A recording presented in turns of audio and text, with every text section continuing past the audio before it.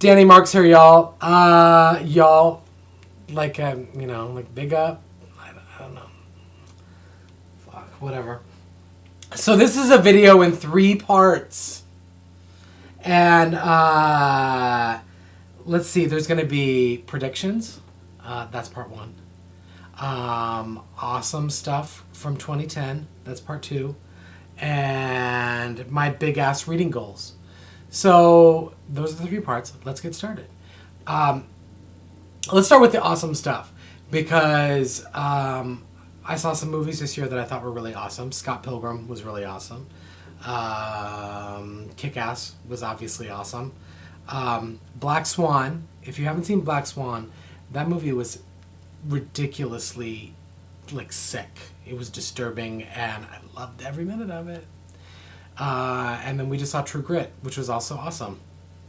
And I think that come Academy Award time, we're going to have a 14-year-old Academy Award winner because she was amazing in it. That girl, whoever that girl is, that girl from True Grit.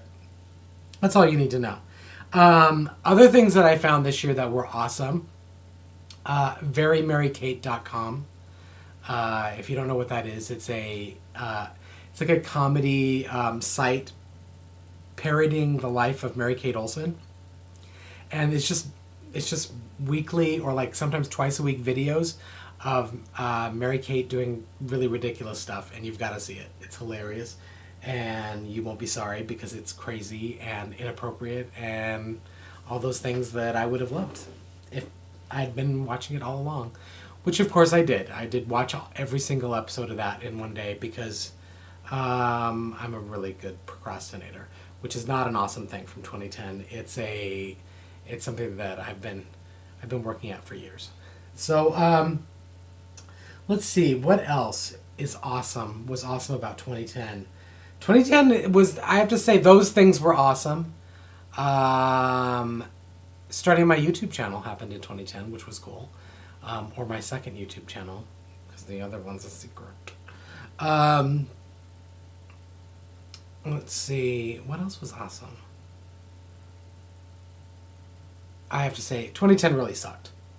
To be honest, 2010 really, really sucked dog balls, and for lots of reasons, but none that I really want to talk about here. Mostly that it's because financially it was not good, and things within the publishing world are not good right now, and you'll know that when you try to go to Borders in a couple months. Borders Books and Music, because predictions. Let's say that in 2011, Borders will have turned into a Roadhouse style restaurant where you throw peanut shells on the ground. They'd probably do better, frankly. But I'll let you look up what's actually going on and the news that came out this week about that. Let's see. What other predictions could I make? How about Joe Jonas and Zac Efron will finally win the custody battle over their love child, Justin Bieber? That could happen. That could happen. I'm not saying it's gonna happen, but that could happen in 2011. I say in YA fiction, leprechauns are the next big thing. 2011 is the year of YA leprechauns and their love and their angsty love triangles, because that's kind of how leprechauns are. I don't think that they can't make up their mind, really. So there's that. Now, getting to stuff that's sort of real, I have made a 2011 reading list. Look at that. It's actually done up and stuff. It's crazy. The crazier part, and that shows my anal retention, is that I have actually sorted them into lit fic, classics, horror, urban fantasy, sci-fi, which I put into one section. I could have called that speculative fiction, I suppose. YA, and books that I have to read for my wife's book club, which she just started this year, and it'll be fun. I mean, that's fine, right? So here's the books that I'm going to be reading. I don't have them yet. what I did was for the lit fic stuff, because I felt like I wasn't doing enough reading of literary fiction, because I have a tendency to, when I'm writing something, I have a tendency to read within that genre too much. So I'm going to read A Visit from the Goon Squad by Jennifer Egan, The Imperfectionist by Tom Rackman, and Super Sad True Love Story by Gary Steingart. We'll see. We'll see. I think I mentioned before on this channel, classics, Catch-22 by Joseph Heller, I really want to read. My speculative fiction books I want to read are The Somnambulist by Jonathan Barnes. I actually started reading that, got about a week into it, and then had to return it because someone had requested it from the library. So I didn't keep it. Although that doesn't always stop me. Sometimes I just let the fines build up while I slowly read through whatever. Horns by Joe Hill, because I love the idea of some guy waking up and he's growing devil horns. Sandman Slim by Richard Kadri. I've heard that this is something that I will absolutely love because it's really irreverent and horrible and cruel and all these weird things that people say that I write like. YA stuff, I'm going to finish the Hunger Games series, so Catching Fire and Mockingjay by Suzanne Collins, obviously.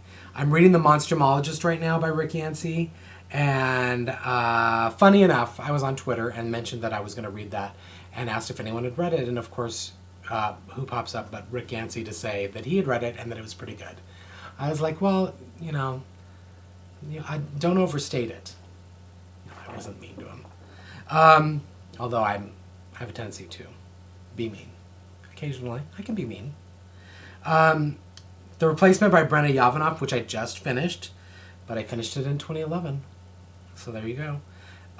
The Maze Runner, which I just picked up, so it's a mini book haul. Just bought it the other day. And I tried to buy more books today. I went to Borders because I was like, I better use this coupon before they close down. And was about to buy Paper Towns by John Green, obviously. And had that book in my hands, and I was like, 33%. Because I had seen someone online who said that it was in the clearance rack for like $3.98 or something like that, or $3.99, and I couldn't find a copy that was $3.99. And so I was like, oh God, well now that's such a big letdown, I just don't want to buy it at all. So I didn't. However, what I saw while I was there was a book called Hold Me Closer, Necromancer, which is the next one on my list, by Lish McBride. How cool is that name? Also, I had it in my hand, but I didn't buy it.